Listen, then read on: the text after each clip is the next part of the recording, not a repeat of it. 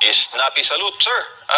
Kamusta na po kayo at ano pong mga pinagkakabalahan ninyo at napapanood po namin inyong mga vlog?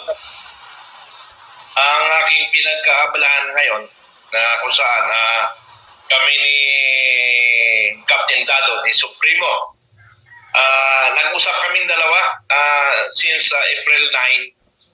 Nagbuo kami ng Filipino Guerrilla Forces kung saan ay paghahanda lang ito kasi hindi natin control ang sitwasyon kung sakaling pumutok ang gera.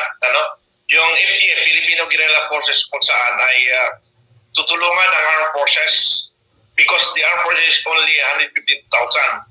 And allegedly, information, we have already in our country more or less 1 million armed forces of the Chinese people. Then